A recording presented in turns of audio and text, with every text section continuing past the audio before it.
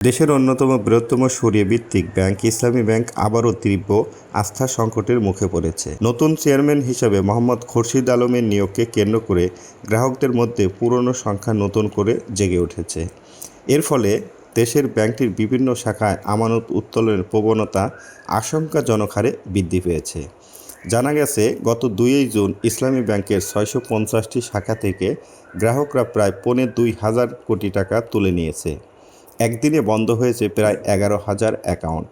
সামাজিক যোগাযোগ মাধ্যম থেকে শুরু করে বিভিন্ন মহলে ব্যাংকটির ভবিষ্যৎ নিয়ে নানা আলোচনা সমালোচনার জন্ম দিয়েছে। কেউ ভেঙে ফেলেছেন দীর্ঘমেয়াদী সঞ্চয় প্রকল্প, কেউ আবার তুলে নিচ্ছেন স্থায়ী আমানত। বর্তমান পরিস্থিতি অব্যাহত থাকলে বড় ধরনের তারল্য চাপে পড়তে পারে ইসলামী ব্যাংক পিএলসি। গ্রাহকদের মধ্যে আতঙ্ক এবং অনাস্থা কাটাতে না গেলে আমানত প্রত্যাহারের প্রবণতা আরও বৃদ্ধি পেতে পারে। এমনকি আগামী 2 সপ্তাহের মধ্যে ব্যাংকের তারল্য শূন্যের কোঠায় নেমে আসতে পারে। এমনটা হলে সপ্তাহ 2 পর গ্রাহকরা কোনো শাখায় টাকা তুলতে গেলে ব্যাংক টাকা দিতে পারবে না বলে জানিয়েছেন সংশ্লিষ্টরা। বড় অঙ্কের এই অর্থ উত্তোলনের ফলে ব্যাংকের নগদ প্রবাহের উপর চাপ তৈরি হয়েছে। যদিও ব্যাংক কর্তৃপক্ষ দাবি করেছে এটি লেনদেনের স্বাভাবিক একটি অংশ, অর্থ ফেরত দিতে তাদের কোনো সমস্যা হচ্ছে না।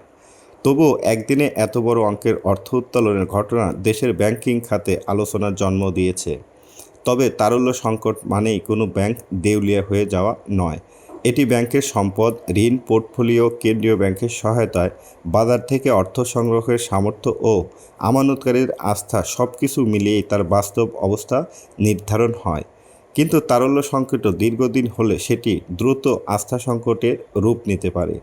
আর আস্থা সংকট ব্যাংকিং খাতের জন্য সবচেয়ে বড় বিপজ্জনক। ভবিষ্যতে ইসলামী ব্যাংক পিএলসির বর্তমান অবস্থা কী হবে সেটি গ্রাহকের উপর অনেকটাই নির্ভরশীল।